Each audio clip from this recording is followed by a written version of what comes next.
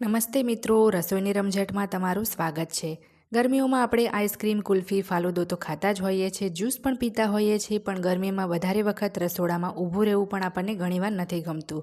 તો એના માટે ફક્ત 5 જ મિનિટમાં બજાર કરતાં પણ ટેસ્ટી ઠંડો શક્કરટેટીનો જ્યુસ બનાવીશું, જે એકવાર આ રીતે પીશો તો વારંવાર પીતા થઈ જશો, એટલો ટેસ્ટી છે। તો ચાલો બનાવવાનું શરૂ કરીએ।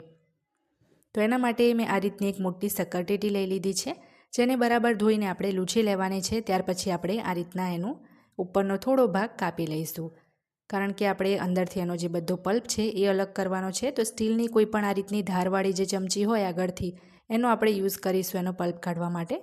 તો પહેલાં તો આ રીતના થોડું એનો ઉપરનો ભાગ આપણે છૂટો કરીશું, જેથી આપણે અંદરના જે એના શક્કરટેટીના બિયા છે એ અલગ કરી શકીએ।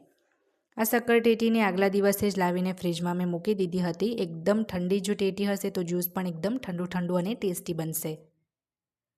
તો હવે તમે જુઓ, એના જે બધા બિયા છે એ તો આપણે અલગ કરી લીધા છે।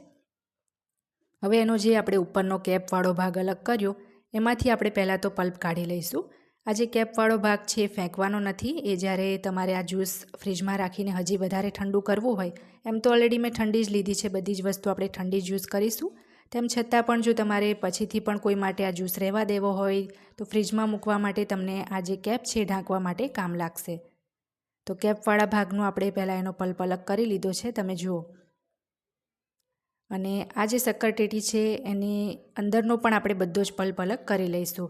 અહીંયા જે આ ટેટી છે એકદમ સરસ પાકેલી અને મીઠી છે, પણ ઘણીવાર જો તમારી ટેટી ફીકી નીકળે તો એને ખાવાનું કોઈ પસંદ નથી કરતું, તો આ રીતના તમે એનો જ્યુસ બનાવીને પી શકો છો, તો દરેકને પસંદ આવશે। તો સેમ એ જ રીતે સ્પૂન વડે અંદરથી બધો જ પલ્પ એનો કાઢીને મેં અલગ કરી લીધો છે।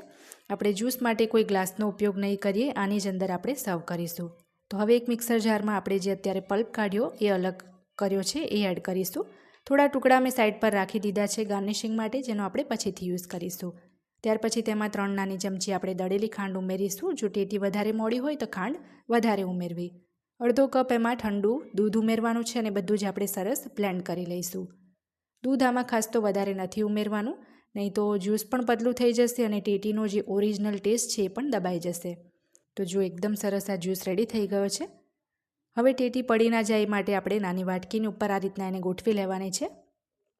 ત્યાર પછી એમાં થોડા ચોપ કરેલા આપણે શક્કરટેટીના ટુકડા ઉમેરીશું। જે આપણે પલ્પ કાઢ્યો હતો એમાંથી જ 2-3 ચમચી જેટલા ટુકડા મેં અલગ કરી લીધા હતા। હવે એમાં જે આપણે જ્યુસ બનાવ્યો છે એ સર્વ કરીશું। પલ્પ કાઢતી વખતે ચમચીની જે ધાર છે એ વાગીને ટેટી કાણી ના થઈ જાય એ વાતનું ધ્યાન રાખવું, એટલે જ આપણે અહીંયા ચમચી જ યુઝ કરી છે, નહીં તો જો ચપ્પુથી કરવા જઈએ તો 100% ટેટી આપણી કાણી થઈ જ જાય।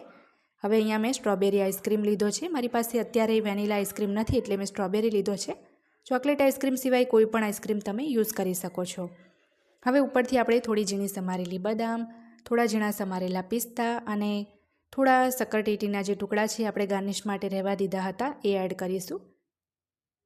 ત્યાર પછી આપણે થોડી કલરફુલ તૂટી ફૂટી પણ ઉમેરી દઈશું, જેથી લુક એનો હજી સરસ આવે। તો અહીં ફક્ત 5 જ મિનિટમાં આપણો આ જે જ્યુસ છે શક્કરટેટીનો રેડી થઈ ગયો છે। બાળકો તો જોતાં જ ખુશ થઈ જશે, એની ગેરંટી છે, અને પીવામાં પણ બહુ જ ટેસ્ટી છે। તો હવે આ જ્યુસ આપણું ઓલરેડી ઠંડુ જ છે, પણ જો તમારે હજી ફ્રીજમાં રાખી ઠંડુ કરવું હોય તો આ રીતે કેપ લગાવીને કરી શકો છો। તો આજની આ રેસીપી જો તમને પસંદ આવી હોય તો ચેનલને સબસ્ક્રાઈબ કરી બેલ બટન દબાવવાનું ના ભૂલતા, જેથી દરેક નવા વિડીયોની નોટિફિકેશન તરત તમને મળે।